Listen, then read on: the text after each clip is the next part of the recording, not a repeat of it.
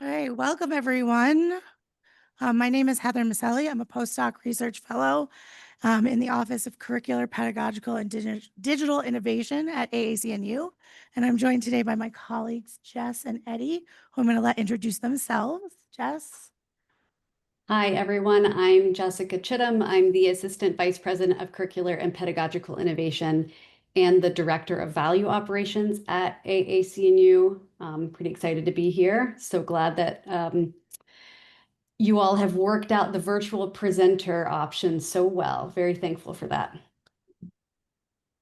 Hello, everyone. I'm Eddie Watson. I'm Vice President for Digital Innovation at AACNU. Also really excited to be here. Turn it back to you, Heather.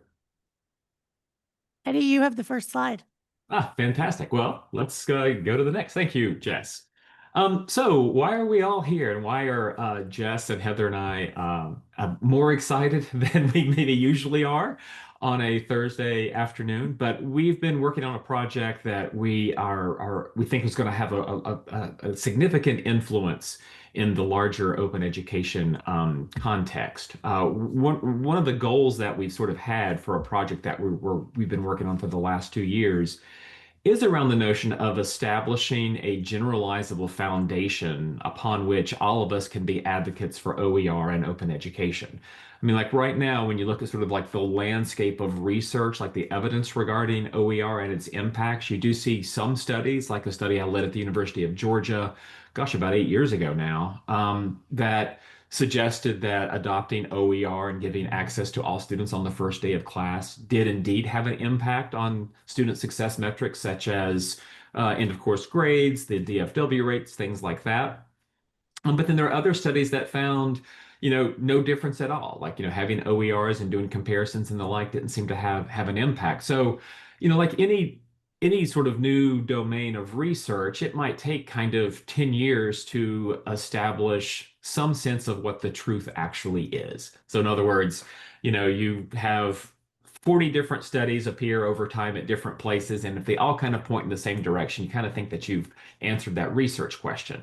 But what we wanted to do with this study was to do a large scale study with lots of different institution types with the same kind of methodology that might answer some research questions and kind of move the field forward in a dramatic way. So that was our pitch to the Hewlett Foundation, and we're very grateful for their support of this work.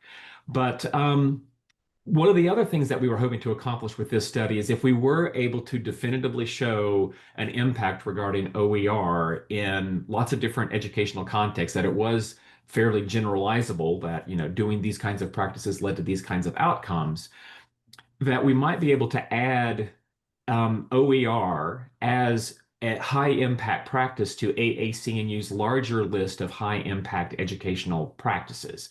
So next slide, please.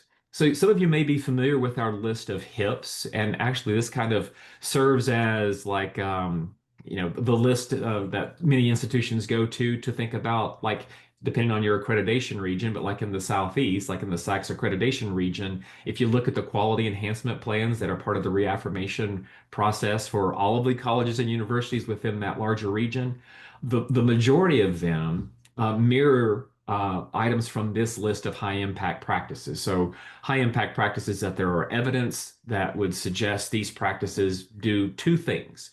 One is that they deepen learning, that they have an impact on learning within course settings, but then also it works for all students. So as you might disaggregate data and look at different subpopulations, it helps all students and maybe even helps close some equity gaps. So we have this list that we've been promoting, gosh, for 15 years now. About maybe 8 years ago, e-portfolios were added to the list. It used to be a list of 10.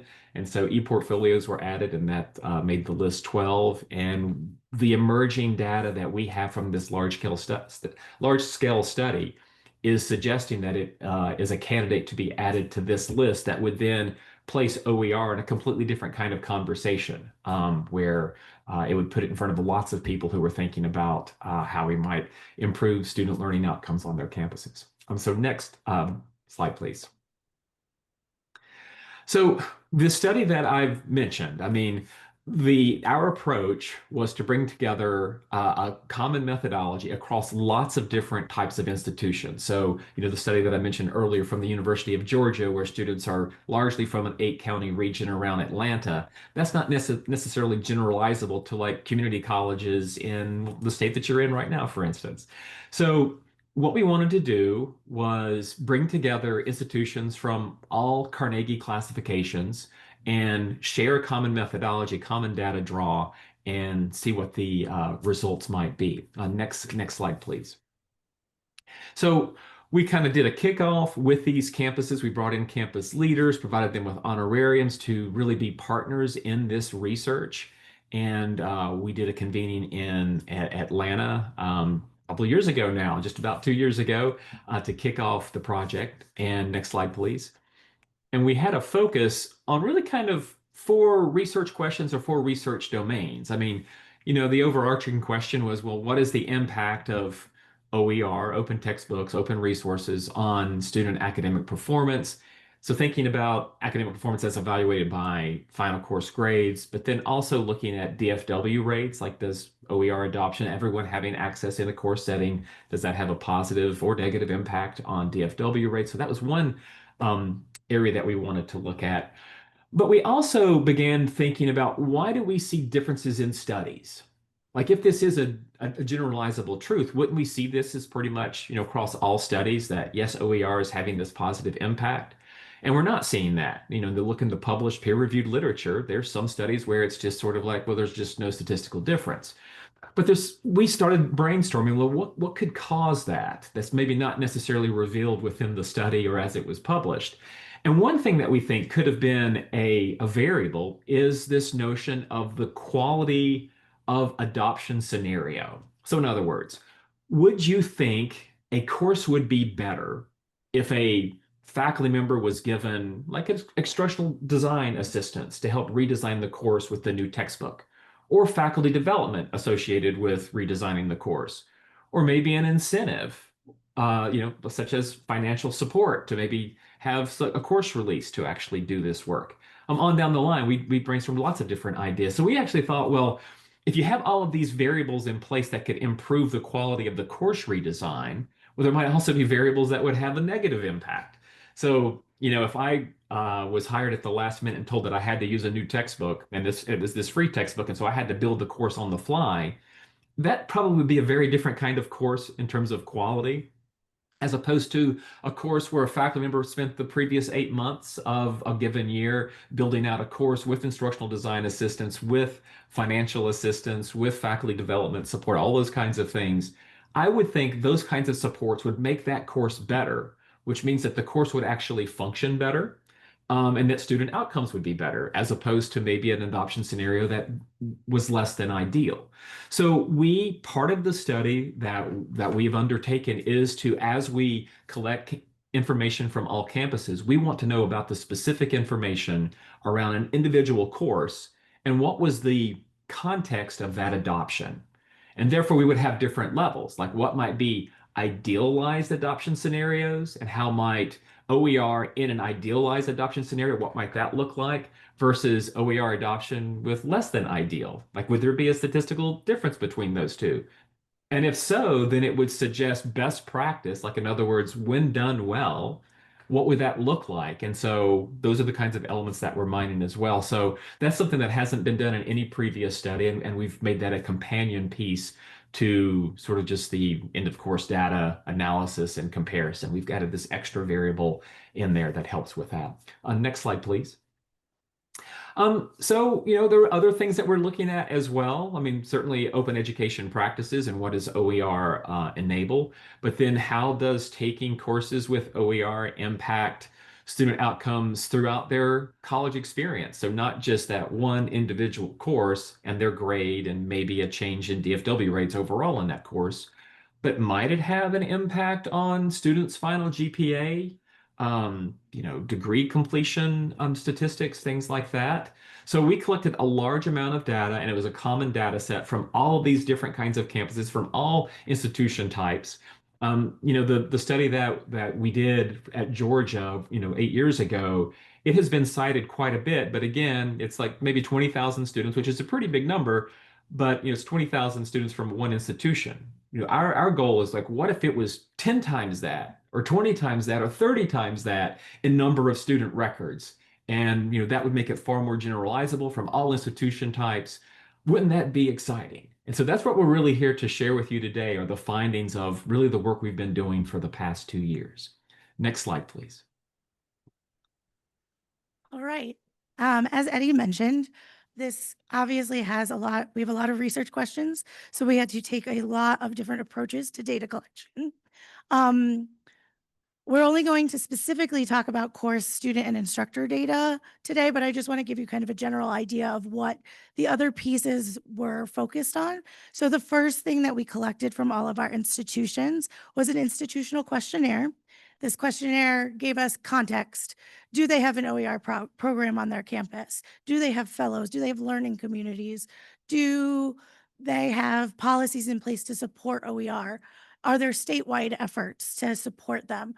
It also helped us account for disturbances like the COVID-19 pandemic, but also some of our institutions experienced hurricanes and other disruptions in their learning. So we had a pretty good idea of what some of their grading policies during that time would be, so that we knew when we were looking at their data, if we saw like a random increase in a bunch of pass, no pass grades, we would say, oh, that was spring of 2020. And we could look at their institutional questionnaire and see the difference. I'm going to talk more about the course and student data in a second, but we also conducted focus groups with one rock star from each campus. These individuals were people that had been using OER for many years. We used these focus group data to create an instructor survey that was sent to current instructors at these institutions to help us get to that OER adoption quality piece. If you're interested in the focus group and instructor survey study information, we had a poster. It's in the hallway down the hall, or at the end, we'll have a QR code to the poster and sketch. Next slide. So we're going to focus on the course, student, and instructor data for this presentation today. And so our study design follows the same course taught by the same instructor. We wanted to control for instructors. So the only courses in our data set are courses that have instructors that taught pre-OER and post-OER. And you can see a couple of examples. These are fake examples. And for instructors, they have very different profiles. We collected data from fall of 2014 all the way through to actually fall of 2024. But what part of our collection process was to identify the semesters that they taught with OER and without OER.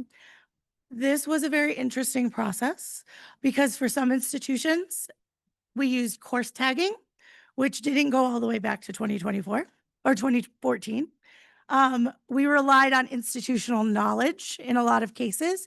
So OER, our liaisons were OER representatives on their campuses. So they knew a lot of the instructors that they were pulling data from. Some of these people were very, very knowledgeable about the OER on their campus. Others a little less so, and had to find other places to look for data, which is fine. We got lots of good data, so it works. But you can see, in the same course, you might have two different instructors that just have a different profile. But it was really important that we had that pre and post experience with OER so that we can control for instructor. Next slide. We collected a lot of data from each course, each student, and each instructor. I'm not going to list out all of these. You can somewhat read them. But for the course variables, we wanted the term, the discipline, the modality, if it was STEM or not STEM, if it was gen ed. These lists were co-developed by the liaisons at that Atlanta convening. We came in with a list and they helped us cultivate that list much to include much more than we had initially anticipated.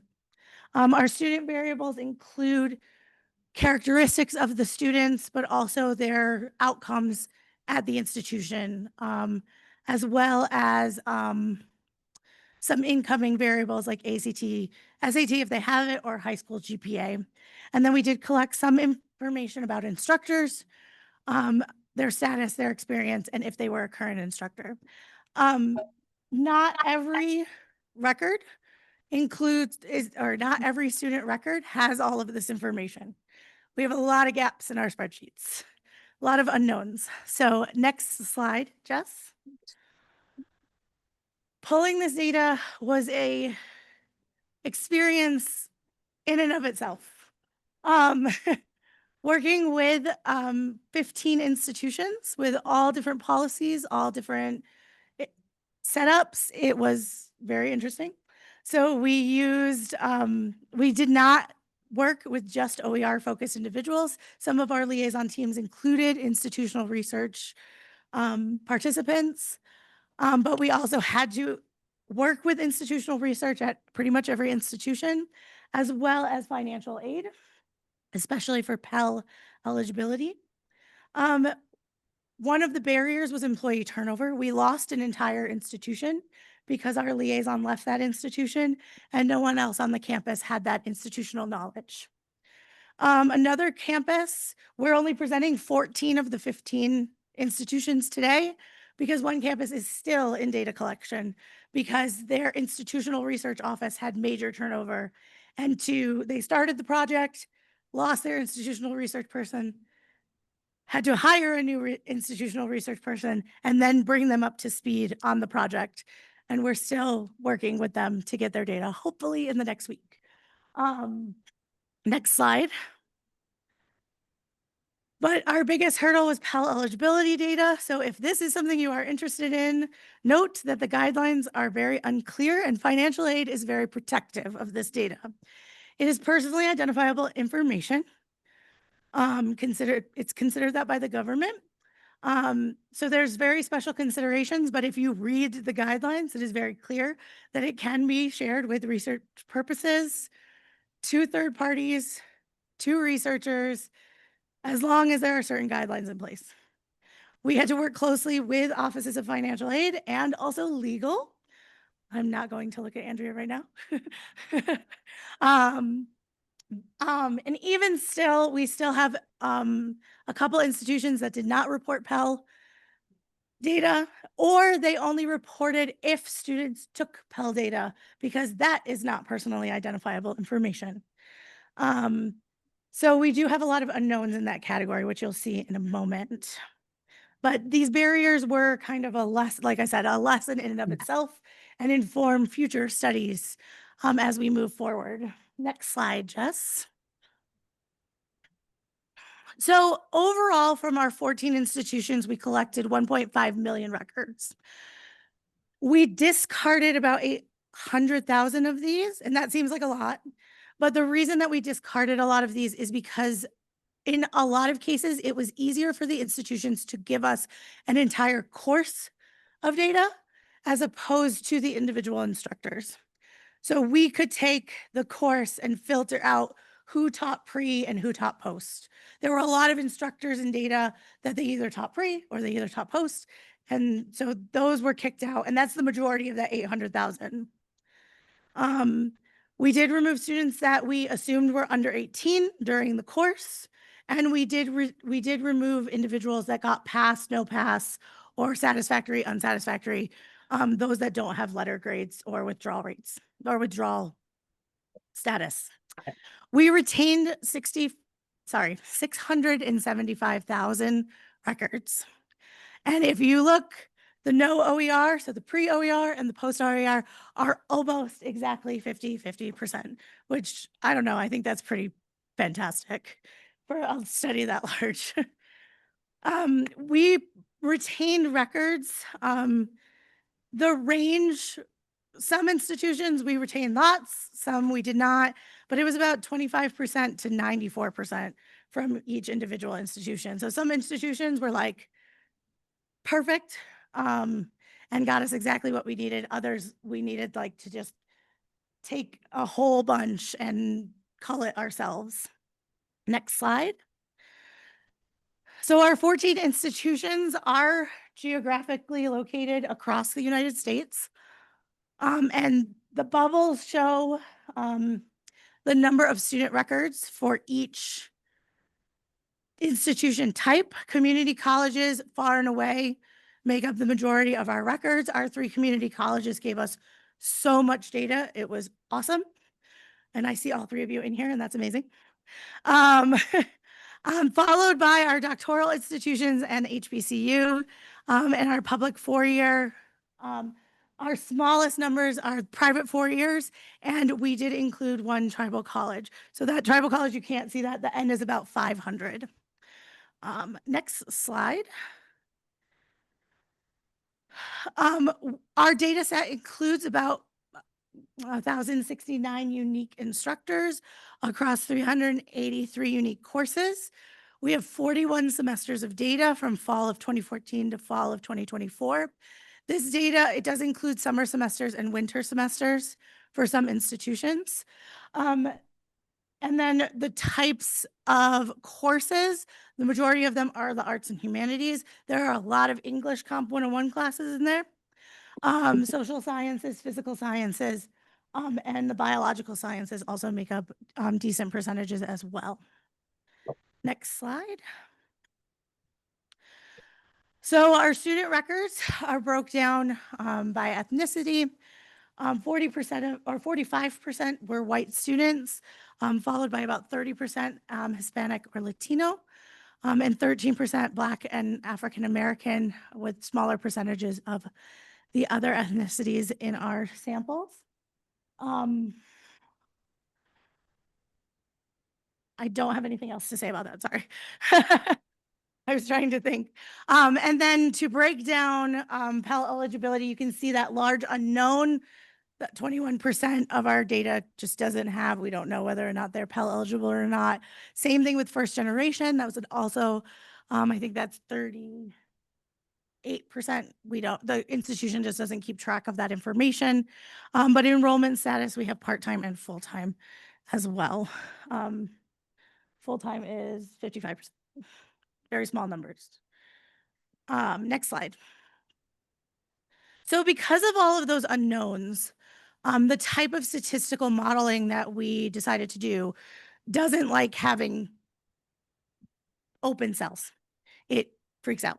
So we needed to create a variable to accommodate the intersectionality of the characteristics of our students. And so we came up with this term, or this variable, underrepresented complexity. And so if a student is Pell eligible, that's 1. If they are first generation, that would be 2. Race, if they are non-white, is 3. And if they are not full-time, they're 4. And they add up. I don't think I explained that quite well. But if a student has 1, they have 1 of those 4 characteristics. If they're 2, they have 2 of them. You can see the majority of our student records are in the 1 or 2 category, with smaller percentages of 3 and 4. Impressively, only 8 records of the 675,000 had unknown for all 4 indicators. So the reason we did this was we could say at least if a student is a 1, they have at least 1 characteristic that makes them historically underrepresented in higher education. If they have 2, they have at least 2. And we know that there are other considerations. Are they a parent? Do they work during the school year? Other things certainly play into this, but these are the 4 that we decided to focus on. And so now I'm going to turn it over to Jess. Hello, everybody. I am now going to dive into some work that our amazing statistician, Beth Perkins, did. I'm going to do my best to talk through what she has done, and I want to make sure that you all know that she's incredible, but she's also on like a 17-hour flight right now, so she couldn't make it today. good for her going on vacation. And if we have questions at the end that I'm not able to answer, we will definitely share her contact information with you. Okay, so let's get started. Our first step in this analysis was to look at whether OER had been implemented in a course, if that could predict course withdrawal. So what we're talking about today is all about whether or not a student withdrew from a course and the predicted rate of withdrawals. In other words, does OER explain variation in course withdrawals? And so to look at this, we estimated a logistic regression model that predicted course withdrawal as either did not withdraw versus withdrew from our OER indicator variable, which was whether OER had been implemented in that course during the specific semester or if it was not an OER course. OER was a statistically significant predictor of course withdrawal. When OER was implemented, the predicted likelihood of course withdrawal decreased by 1.67%. Or if we say it another way, the odds of course withdrawal decreased by 20% with OER implemented. But this effect was rather small. OER only explained about 0.2% of the variation in course withdrawal. So we wondered if this model really truly captured that whole picture. So we tried to better understand the data structure to help us better understand this question. So we have a large sample of students, but these students completed specific courses, right? And then these courses took place at specific institutions. But why would these details matter? Well, the students in one course or in one institution may be more similar to one another than to the students in other courses or other institutions. So whether a student withdraws from a course may be influenced by the course or the institution that they're part of. In other words, the context in which OER occurs may influence the impact of OER. So next, we're going to account for that nested structure with the way that we model the data and learn how similar or different to one another the students are who are within that course or the institution. And through that analysis, we found that about 17% of the variation in course withdrawal rates can be attributed to which institution the student attends. This means that institutional factors might play a meaningful role in understanding why students withdraw from a course. We also found that about 10% of the variation comes from differences between the courses. Some courses naturally have higher withdrawal rates than others, even within the same institution. So course characteristics are also useful to consider. But lastly, the largest portion, about 74% of the variation, is at the individual student level. This tells us that personal factors are the primary drivers of course withdrawal decisions. And understanding how much variation in course withdrawal is present at each of these levels helped us make decisions about what types of variables might be meaningful predictors of course withdrawal.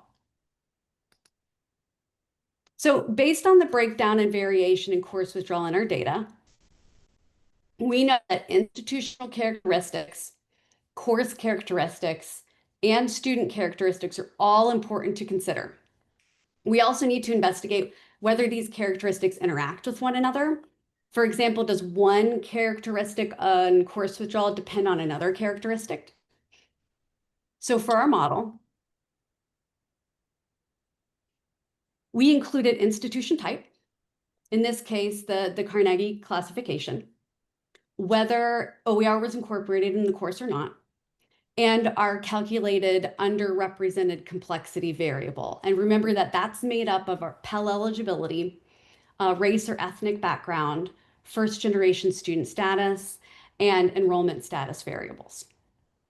Along with each individual predictor, we included the 3 two-way interactions. So institution type and OER, and the 3-way interaction of all the variables in the model. This model was statistically significant and explained about 6% of the variation in course withdrawal. By including contextual information along with whether OER were incorporated in the course, we're now better able to predict whether a student will withdraw from a course than we were able to with only knowing whether OER were incorporated in the course. Don't worry, I have some graphs coming up too to help with this. Looking at each parameter estimate, we can see that there is a significant three-way interaction right here between OER, institution type, and underrepresented complexity. So the relation between OER implementation and withdrawal rates depends on institution type and the level of underrepresented complexity. So let's dive into some graphs and really sort of visualize what this looks like. From the parameter estimates, we can calculate the predicted probability of course withdrawal for each institution type. So since we knew that that interaction was important, let's flesh that out and see what it looks like. We can also look at it for each level of underrepresented complexity and for whether OER were not incorporated or OER were incorporated in the course. You can see all of the predicted probabilities in these graphs, and I'll zoom into pairs of them one at a time. Yeah, that's what I'm doing next. I see the comment. All right. Remember that this was our underrepresented complexity variable. I just wanted to remind you what goes into this. And it's leveled, so the higher it gets, that means more factors of underrepresented status like Pell eligibility, et cetera. So we're going to zoom in on community colleges and HBCUs first. And here they are. Hopefully that's large enough for you to see a little better. And don't worry, regardless, the PDF of this full presentation is it's already online, so you can pull that up and see the numbers on the graphs if you need to. So for community colleges and HBCUs, or historically Black community colleges and universities, we see a pretty consistent pattern. The effect of OER on course withdrawal rates remains stable regardless of a student's level of underrepresented complexity. We also see that the predicted withdrawal rate increases slightly as the underrepresented complexity increases for both institution types. So you can see that oh, sorry, I didn't mean that. The blue bars here represent the predicted probability of withdrawals. My mouse went rogue all of a sudden, I'm sorry. Right here. And you can see that in the no OER courses, it's a bit higher as that complexity of underrepresentation increases. And that's fairly slight, but you can see that trend in both of the graphs here. Also note that community colleges had a higher predicted rate of course withdrawal than HBCUs overall. That's why their bars are just higher in general.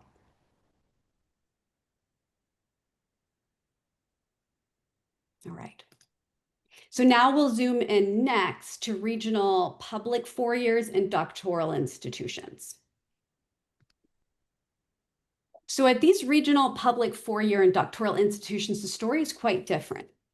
Here, the effect of OER on course withdrawal becomes stronger as the underrepresented complexity increases. So at higher complexity levels, there are greater reductions in predicted, there are greater reductions in predicted course withdrawals when OER is used. So you can see how there's a larger difference here between the red and the blue bar. We also see that withdrawal rates are generally higher for students with more underrepresented complexity at these institutions. So because these schools draw students from diverse geographic and demographic backgrounds, which creates less homogeneous student populations than we might see in other institution types, OER appears to play a more critical role in supporting students with more complex underrepresentations.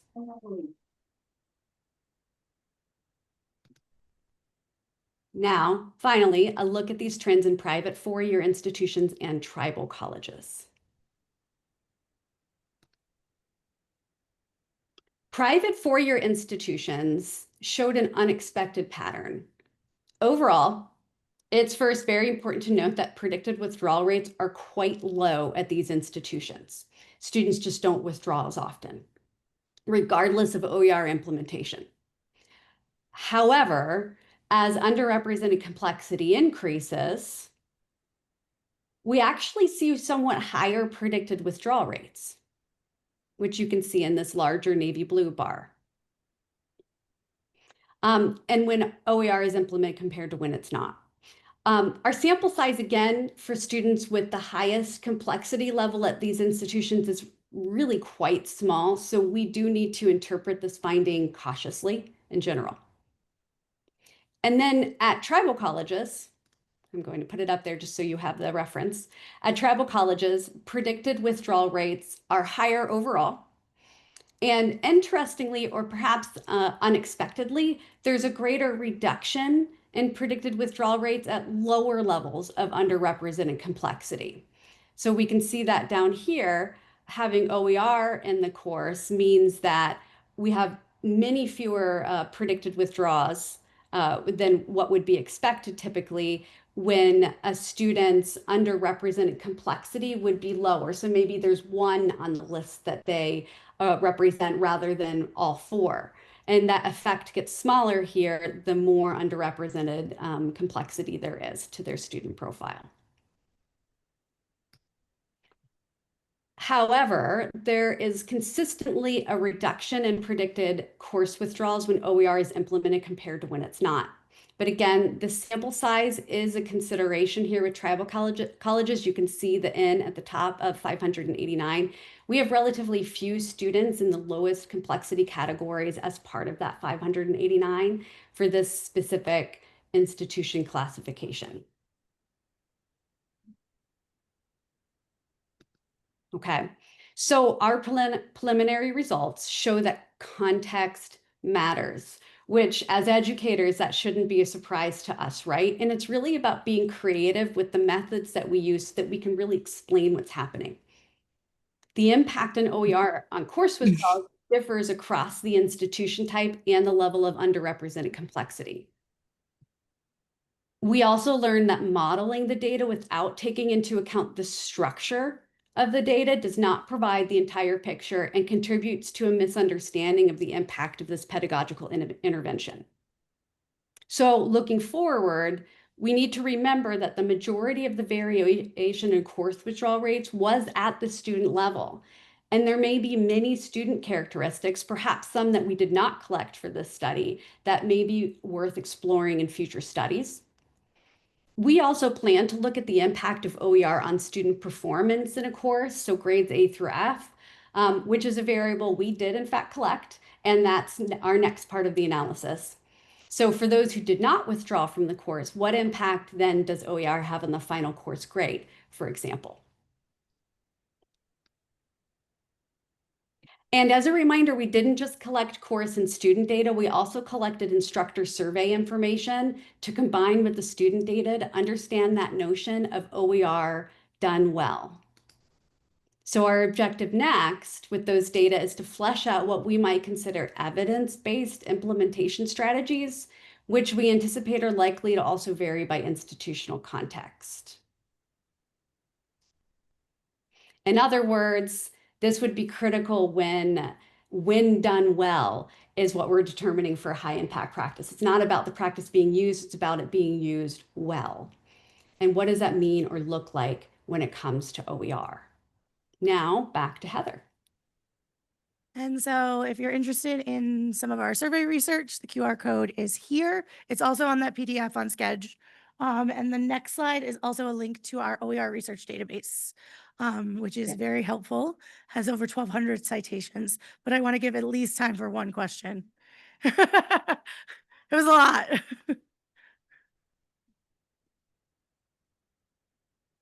So,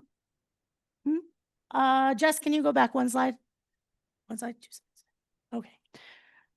so I was just in a session on open science and open data, and I was wondering if AAC&U maybe has a plan to collect open data related to OER research as well. We are currently wrapping up this project and looking forward, trying to figure out what the intersections are and what our next horizon is. And perhaps open data and open science, trying to bring all of those aspects of the open ecosystem together might be part of that conversation, but it's not, we have not figured that out yet. We do have a couple of data sets in the OER research database. So if we came across a large data set that was fully open access about OER, we did include it, but I think there's only what, 2 or 3? I think Heather? there's only 2 in there, Yeah. but we got the stop. So thank you very much for coming to our session today, both in person and those of you online. And if you have any questions, I'm going to hang around here outside for a little bit. You can email us at our email addresses.